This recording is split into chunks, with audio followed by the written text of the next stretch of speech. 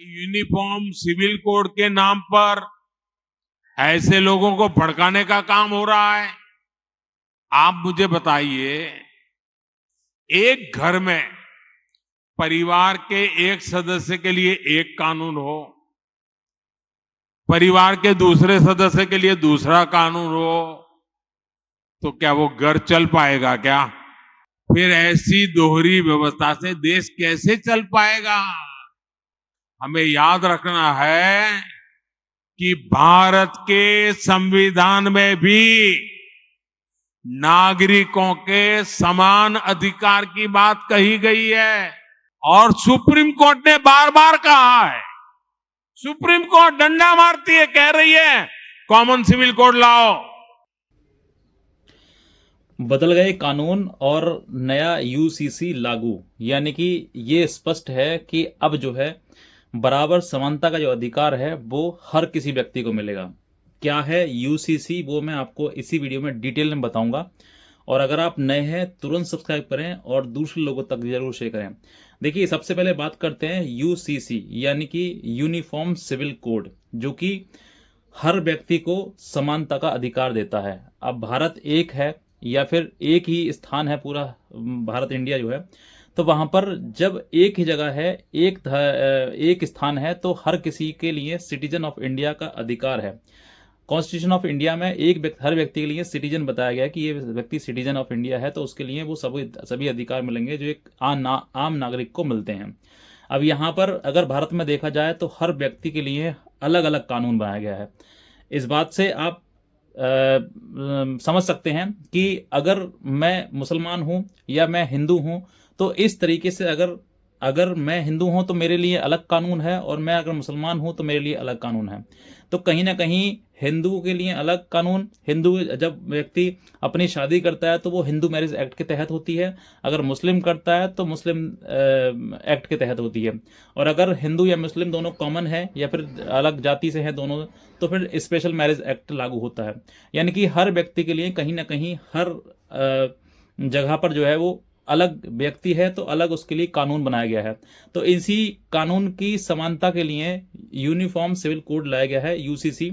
और ये यूसीसी जो है इंडिया में कई स्थानों पर अब तक लागू हो चुका है। फॉर एग्जांपल गोवा, गोवा एक ऐसी टेरिटरी है जहां पर अब तक ये यूसीसी लागू हो चुका है, और यहाँ पर जो आज के टाइम में फैमिली मैटर्स हैं या फिर भिन्नता है व्यक्ति के अंदर, वो वहां पर बहुत कम हो चुकी है, यानी कि रेयर देखी जाएगी। आप उठा कर देख लीजिए, वहां पर फैमिली मैटर्स बहुत कम, रेयर एक आध दो का होंगे, अन्यथा नहीं होंगे, क्योंकि वहां पर हर व्यक्ति के, जैसे फॉर एग्जाम्पल बात करूं कि मेंटेनेंस है तो मेंटेनेंस पत्नी डाल सकती है पति के ऊपर, ये नियम है। पति के लिए कोई मेंटेनेंस 125 सीआरपीसी जैसा कोई भी कानून नहीं बनाया गया कि वो पुरुष जो है वह अपनी पत्नी के ऊपर मेंटेनेंस का मुकदमा डाल सके, मेंटेनेंस ले सके। तो क्या ऐसा संभव है कि सिर्फ पत्नी को ही जरूरत है, पति को जरूरत नहीं है? पति भी हो सकता है किसी प्रकार से वो ना कमा रहा हो, विकलांग हो, या कमाने में सक्षम ना हो, या फिर उसकी स्थिति खराब हो गई है, या उसको कोई गंभीर बीमारी हो गई है।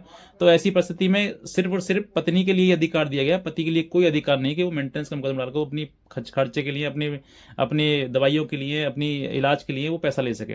तो इन सब चीज़ों से आपको जो निजात है वो कंप्लीटली मिल जाएगी। अभी पहला राज्य जो हो चुका है वो गोवा हो चुका है, और दूसरा राज्य हो चुका है उत्तराखंड। उत्तराखंड में भी धामी सरकार है, वहां पर भी ये यूसीसी लागू हो चुका है, और उत्तर प्रदेश और दिल्ली जैसे शहरों में भी अभी नहीं है, लेकिन आने वाले टाइम में ये लागू जरूर हो जाएगा।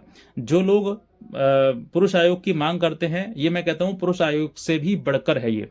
पुरुष आयोग हो या फिर महिला आयोग हो, इन पुरुष आयोग और महिला आयोग के ऊपर ये काम करता है यूसीसी। पुरुष आयोग महिला आयोग कहीं ना कहीं भिन्नता आ जाएगी, फिर बाई बात आ जाएगी कि ये महिला है तो इनके लिए महिला आयोग लागू होता है, और ये पुरुष है तो पुरुष आयोग लागू होता है। तो ये सब चीजें जो है वो इन दोनों के ऊपर जो काम करेगा वो काम करेगा यूसीसी, यानी कि ये सब जो है नीचे हो जाएंगे और इनके ऊपर काम करेगा आपका यूसीसी। ये चीजें जो है आर्टिकल जो मैं बता रहा हूँ यूसीसी जो है, ये इसका जो स्कोप आया है, जो कहाँ से इसका मतलब ओरिजिन है, वो आर्टिकल 44 आप देखेंगे कॉन्स्टिट्यूशन ऑफ इंडिया में, तो उसमें स्पष्टली कहा गया है कि स्टेट सरकार जो है वो अपने राज्य में यूसीसी लागू कर सकता है, और यूसीसी के लिए अपना कानून, अपना नियम बना सकता है।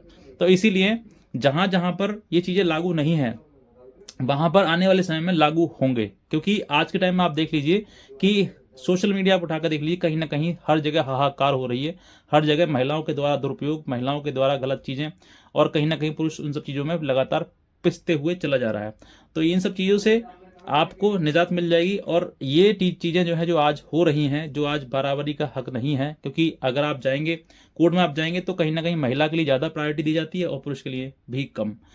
तो ऐसे समय पर जहां पर महिला और पुरुष समान हैं, तो फिर वहां पर यूसीसी कोड लागू होता है। फिर वहां पर ऐसा नहीं होगा कि भाई तुम महिला हो तो तुम्हारे ऊपर, तुम्हारे लिए डोमेस्टिक वायलेंस सिर्फ पुरुषों की, महिलाओं के लिए है, पुरुषों के लिए नहीं है। 125 सिर्फ महिलाओं के लिए है, पुरुषों के लिए नहीं है।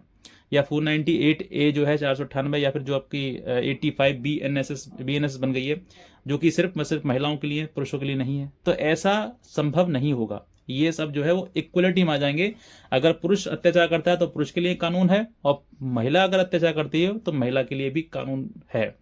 यानी कि फिर जो है वो सभी के लिए बराबर समानता का अधिकार मिल जाएगा, और समानता का अधिकार होते हुए ये यूसीसी लागू हो जाएगा। तो मैं ये कहता हूँ, जो लोग पुरुष आयोग की मांग करते हैं या फिर पुरुषों के लिए हक की बात करते हैं, तो वो यूसीसी की मांग करें कि उत्तर प्रदेश में, दिल्ली में, या जहां पर भी आप रहते हैं राज्य में, बिहार में राज्य में, या किसी और राज्य में, हर राज्य में यूसीसी लागू हो जाए। अगर यूसीसी लागू हो गया तो मैं कहता हूं फिर 95% केसेस जो है वो यूं ही खत्म हो जाएंगे। क्योंकि जब हर चीज़, क्योंकि आज के टाइम देखिए, उठाकर देख लीजिए कि लड़की कहीं ना कहीं अगर पढ़ी लिखी है तो वो कमा रही होगी, और नहीं कमा रही है तो कमाने में वो सक्षम है, वो कमाएगी। अगर लड़का पढ़ा लिखा है और वो कमाता नहीं है, तो कोर्ट उसको ये माना जाता है कि भाई ये लड़का कहीं ना कहीं कमाता है और इसको पत्नी का जो है दायित्व संभालना है। कहकसा कौसर का एक वो आया था लेटेस्ट जजमेंट सुप्रीम कोर्ट का था, उसी के बाद ये चीज़ें बदलाव हुई, और बहुत सारी चीज़ें बदलाव होने के बाद ही ये चीज़ें निकल के आई कि अब जो है यूसीसी का निर्माण होना चाहिए और यूसीसी लागू होना चाहिए। और कहीं जहाँ जहाँ लागू हो चुका है वहाँ आप देख लीजिए, जो फैमिली मैटर्स है उनका रेशियो बहुत कम हो चुका है। यूसीसी में अभी जस्ट लागू हुआ है, सॉरी उत्तराखंड यूसीसी में जस्ट लागू हुआ है, तो वहाँ पर भी चीज़ें बदली हुई हैं। वहाँ पर अगर आप किसी लड़की से या किसी लड़के से पूछोगे तो आप देखना, वो मुकदमा जो डालेगा वो यूसीसी कोड के तहत दायर किया जाएगा। और जहाँ पर यूसीसी के दायर किया जाएगा तो फिर चीज़ें जो है वो दोनों को समानता के अधिकार के अनुसार देखी जाएगी। और फिर जो इतना आज के टाइम में हाहाकार हो रहा है कि भाई महिला तलाक ले या फिर पुरुष तलाक ले, मेंटेनेंस तो महिला को ही देना पड़ेगा, ऐसा नहीं होगा। फिर चीज़ें बदल जाएंगी। कौन सा, इसी प्रकार से थोड़ा सा मैं आपको एक चीज़ बताना चाहूँगा कि चाइना में रूल्स और रेगुलेशन सब बदल गया है। वहाँ का भी कानून जो है वो महिलाओं के प्रति जितना जो था वो सब बदल कर रख दिया गया है। आज जो है वो समानता का अधिकार रख दिया वहाँ पर भी बराबरी का चीज़ कर दिया गया। अगर पत्नी तलाक लेती है तो पत्नी के लिए मेंटेनेंस नहीं, और पति तलाक लेता है तो पति को भी कोई मेंटेनेंस नहीं देना पड़ेगा। तो वो कहीं ना कहीं ये चीज़ें निकल कर आती हैं, कानून बदलाव होता है। अभी कानून जो है सिर्फ महिलाओं के फेवर में है। जब ये यूसीसी आ जाएगा तो दोनों के लिए बराबर हो जाएगा, समान हो जाएगा, न महिला के फेवर में रहेगा न पुरुष के फेवर में रहेगा। जो सही है वो सही है, गलत है तो गलत है, ये चीज़ें सामने आ जाएंगी। तो बस मैं इतना चाहूँगा, इसीलिए मैं कहता हूँ आपके लिए कि ये चैनल सब्सक्राइब करिएगा और हर वीडियो जरूर देखिएगा, ताकि आपको लेटेस्ट जानकारी जैसे मिले वो आपको प्राप्त होती रहेगा। बस इतना चाहूँगा। आज का वीडियो देखने से बहुत धन्यवाद।